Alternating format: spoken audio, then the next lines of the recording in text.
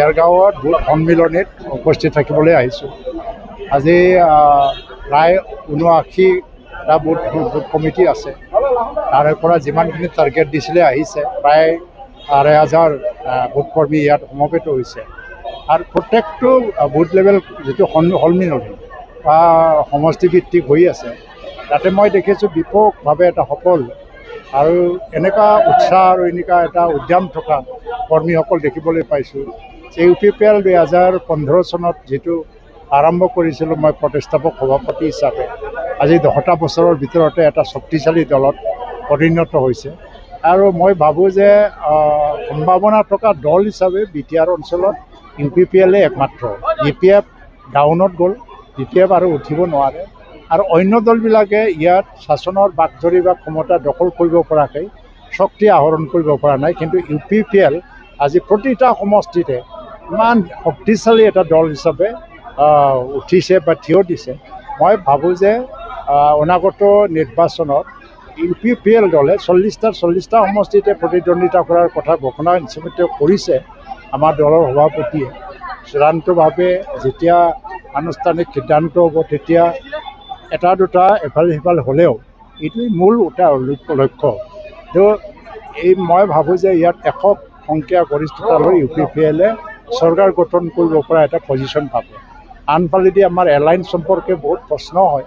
আমাৰ দিছপুৰত এলায়েন্স আছে আৰু দিল্লীতো এলায়েন্স আছে। এলায়েন্স এতিয়ালৈকে শেষ হোৱা নাই।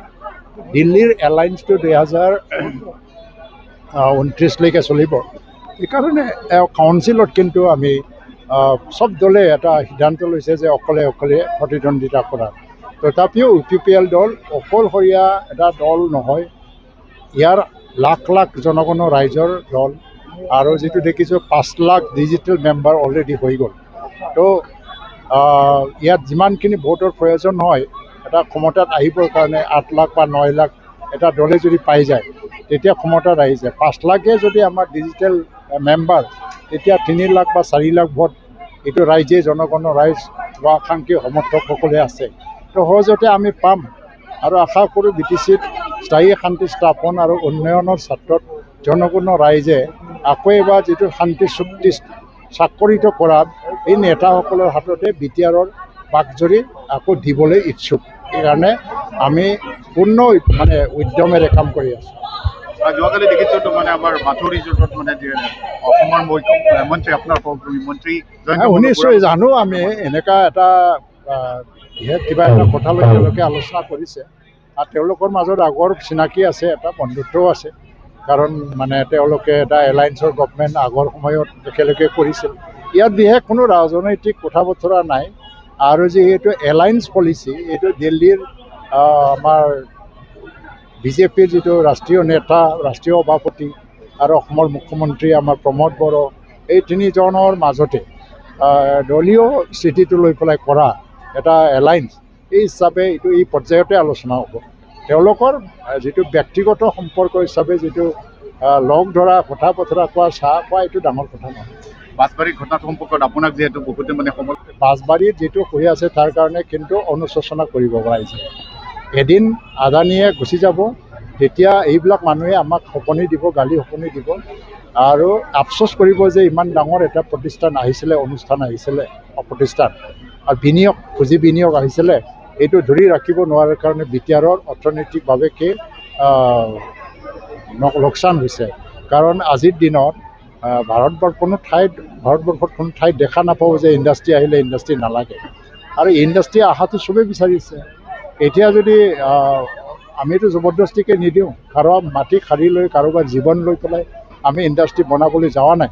কিন্তু তেওঁলোকক বুজনি দিব দিছে যে আমাৰ কি লাভ হ'ব। তথাপিও যদি নেৰে, আমি বিকল্প পথ উলিয়াম। আমি যেনেকৈ হ'লে BTC অঞ্চলতে ৰাখিবলৈ চেষ্টা কৰিম। নহ'লে কিন্তু আপাৰ আছাম বা মধ্য আছামত গুচি যাব। আৰু যেতিয়া গুচি যাব, তেতিয়া সেই একে মানুহবিলাকে আমাক গালি সপনি দিব, ইণ্ডাষ্ট্ৰী কিয় ৰাখিব নোৱাৰিলে। যোৱাকালিলৈকে ইয়াৰ বিশেষ ৰাজনৈতিক দলৰ মানুহে আমাক সমালোচনা কৰিছিল। এডভান্টেজ আছাম আহি গ'ল, BTCত কি বিনিয়োগ আনিছে, কি কি ইনভেষ্টমেণ্ট আনিব নোৱাৰিলে প্ৰমোদ বড়ো, UG ব্ৰহ্ম একো কৰিব পৰা নাই। আজি আহি গ'ল 30,000 কোটি টকাৰ। এই অকল মানুহে এইটোকে আকৌ প্ৰতিবাদ কৰে। ছদ্মবেশী কিছুমান ৰাজনৈতিক নেতাৰ উচতনিত এনেকুৱা উত্তপ্ত পৰিস্থিতি হৈ আছে। আমি জানো 2-3 দিনৰ ভিতৰত গোটেই পৰিস্থিতি সলনি হ'ব। Thank you sir. আমাৰ ডিমাকুচি যি অপেন কালচাৰ ষ্টেজ আছে তথা অপেন মাৰ্কেট, ইয়াতে আজি আমাৰ ভেৰগাঁও সমষ্টিৰ মানে সমষ্টি হিচাপে আজি ইয়াতে বুথ সন্মিলনটো হ'ল। আমাৰ 79 বুথ, তো 79 বুথৰ পৰা প্ৰত্যেক বুথৰ পৰা আমাৰ 40জনকৈ এক্টিভ বুথৰ ৱৰ্কাৰসকলে আহিছিল। তো সেই হিচাপে প্ৰায় 3000ৰ ওপৰত আমাৰ আজি ইয়াতে মানে অনলি বুথৰ মানে ৱৰ্কাৰসকলে আহিছে। আমাৰ যি বুথ সন্মিলনী, এই বুথ সন্মিলনীত আজি মুখ্য অতিথি হিচাপে আমাৰ শ্ৰদ্ধাৰ আমাৰ ফাউণ্ডাৰ প্ৰেছিডেণ্ট UPPLৰ তথা অসমৰ কেবিনেট মিনিষ্টাৰ UG ব্ৰহ্ম ছাৰ ডাঙৰীয়া আছিল। লগতে উপস্থিত আছিল আমাৰ মাধৱ চন্দ্ৰ ছেত্ৰী ছাৰ, লগতে আমাৰ EM ডাঙৰীয়া আৰু অন্যান্য বহুতো কেন্দ্ৰীয় জিলাৰ আমাৰ নেতৃবৃন্দসকল আছিল। আজি ইয়াতে আমি আমাৰ আগন্তুক যি মানে BTC ইলেকশ্যন আহি আছে, সেই ইলেকশ্যনত কেনেকৈ আমি মানে আমাৰ ভোটটো বৃদ্ধি কৰিম আৰু কেনেকৈ আমি বুথত মানে প্ৰত্যেক বুথতে যাতে আমি মানে জিকিব পাৰোঁ হায়েষ্ট ভোটত, সেই লৈ আমাৰ ইয়াতে আজি মানে সন্মিলনীটো আমাৰ হৈছিল। চাওক, এতিয়া আপোনালোকে আজি নিজে সাক্ষী হৈছে, আজি ইমান গৰমত আপোনালোকে ক'তবা কিবা মিটিং দেখা পাইছে এইকেইদিনত বহুত গৰম হৈ আছে, প্ৰায় 36, 37, 38 ডিগ্ৰীলৈকে। আমি সকলোৱে চাই আছোঁ। কিন্তু আমাৰ BTRত আমাৰ UPPL দলে আমাৰ প্ৰত্যেকটা সমষ্টিত আমাৰ মানে বুথ সন্মিলন চলি আছে। প্ৰত্যেকটা সমষ্টিতে আমি তাৰমানে 3000ৰ ওপৰত আমাৰ কৰ্মী স্বতঃস্ফূৰ্তভাৱে আমাৰ প্ৰায় 4 ঘণ্টা 5 ঘণ্টা আমাৰ বহি মিটিংখিনি শুনি আছে। তো ইয়াতে স্পষ্ট দেখ জল স্পষ্ট যে ইয়াতে বেলেগে মানে এনে ঢাকডোল বজাই আছে। আজি আমি ইয়াতে BPF আমি দেখিবলৈ নাপাওঁ। সৌদিনা মানে DY365 আহিছিল ইয়াতে BPFৰ এজনো তাৰমানে ইয়াতে আহিবলৈ তেওঁলোকে মানে সাহস নাপালে। তো BPF ক'ত আছে? আজি আমি BPFৰ মিটিং দেখিবলৈ নাপাওঁ। আজি কোনো এটা সমষ্টিত BPFৰ তাৰমানে তেনেকৈ নাই। খালি মুখৰ জোৰত তাৰমানে কৰ্মীবিলাকক ৰাখি আছে। যেনেদৰে বিক্ৰম দৈমাৰী মাত্ৰ মানে RTI কৰি কাগজ লৈ কিনে আপোনালোকৰ মানে সাংবাদিকৰ ওচৰত তথা ছ'চিয়েল মিডিয়াৰ জৰিয়তে মানে নিজকে মানে পাব্লিছ কৰি ঘূৰি আছে, সেই সেনেকুৱা ধৰণেৰে হাগ্ৰামা মহলিৰ ডাঙৰীয়াই তাৰমানে নিজৰ কৰ্মীসকলক ধৰি ৰখাৰ কাৰণে মানে এনেকুৱা ধৰণৰ কৈ আছে। এইবাৰ BPF ছিংগল ডিজিট হ'ব, আপোনালোকে লিখি ৰাখক, ছিংগল ডিজিট হ'ব BPF। ইতিমধ্যে কিন্তু কি ক'ব, এইটো আপোনালোকে চবেই দেখা পাইছে, আমিও যোৱাকালি ছ'চিয়েল মিডিয়া দেখা পাইছোঁ। তাৰমানে এতিয়া এই বস্তুটো মানে আজিকালি ছ'চিয়েল মিডিয়া দিন কোনো বস্তু লুকাই নাথাকে। এতিয়া তাৰমানে যিহেতু ৰাজ্যসভাৰ 2খন আসন খালী হৈছে, এতিয়া আপোনাৰ বিধানসভাত স্বয়ং আমাৰ অসমৰ মানে স্বনামধন্য আমাৰ মানে যি মানে ডাইনামিক লিডাৰ তথা জনপ্ৰিয় মুখ্যমন্ত্ৰী সৰ্বকালৰ, তেখেতে তাৰমানে BPFকো মানে আমাৰ সদনত লোৱা বুলি তেওঁলোকে মানে তেখেতে কৈ আছে, আপোনালোকে শুনি আছে। তো যিহেতু ৰাজ্যসভা আহিছে মানে সকলো MLA ভোট লাগিব ৰাজ্যসভা জিকিবলৈ, তো সেই মৰ্মে হয়তো কিবা এটা আলোচনা হৈছে। তা আমি ইয়াতে একো মানে চিন্তা কৰিবলৈ একো নাই, কাৰণ BTRত আমাৰ UPPL কৰ্মী আমাৰ ইমান হৈছে যে আমি ইয়াতে নিশ্চিত যে এইবাৰ আমি BTRত মানে আমি 30টা ওপৰত চিট আমি পাবলৈ সক্ষম হ'ম। তাতে আমাৰ কোনো কাৰো প্ৰতি আমাৰ ভয় নাই, কাৰো প্ৰতি অহংকাৰ নাই। যোনে যি আলোচনা কৰে, যোনে য'ত চাহ খাই মানে ভাত খাই থাকক, তাতে আমাৰ ক'বলগীয়া একো নাই। BPF এইবাৰ 7ৰ পৰা 9খন আসন পাব, ছিংগল ডিজিট, 9ৰ ওপৰত নাযায়। কোনে নাই, অলপ আগত আমাৰ UG ব্ৰহ্ম ছাৰেও কৈছে আমাৰ যে প্ৰত্যেক দলে BTRত নিজাববীয়াকৈ খেলিব। আমিও নিজাববীয়াকৈ মানে খেলাৰ কথা অকণমান আগত কৈছে। তো ইয়াতে আমি মানে বেলেগ আৰু কথা ক'বলৈ নাযাওঁ। আমি এইবাৰ আমাৰ সেইদিনা যিটো এটা আলোচনা হ'ল, গোপন যিটো এটা আলোচনা হ'ল, এই আলোচনাত আমাৰ যিটো আমি চালোঁ এছেছমেণ্ট কৰি, আমাৰ মানে যি আমাৰ এই বুথ এক্টিভ যিটো বুথ ৱৰ্কাৰ, এইটো আমাৰ তাত ডাটা আছে। এই ডাটা হিচাপে আমি যিটো চালোঁ, আমাৰ তাৰমানে 29ৰ পৰা 30টা চিট আমাৰ ইতিমধ্যে আহি আছে আৰু 5টা চিট আমাৰ য়েলো হিচাপে আছে। তো যিহেতু নিৰ্বাচনৰ আৰু এতিয়া 3 মাহ 2.5 মাহ বাকী আছে, তেতিয়ালৈকে কাম কৰিলে চাগে সেই 5টা চিটো আমি মানে ওলাই লৈ যাব পাৰিম। মানে মুঠতে আমি তাৰমানে 30ৰ পৰা 35টা চিটত আমি মানে এইবাৰ মানে ৰাইজে আমাক জিকাব বুলি আমি আশাবাদী। সমষ্টিত প্ৰতিটো সমষ্টিত ভোট সন্মিলন লৈ আছে UPPL দলৰ পৰা।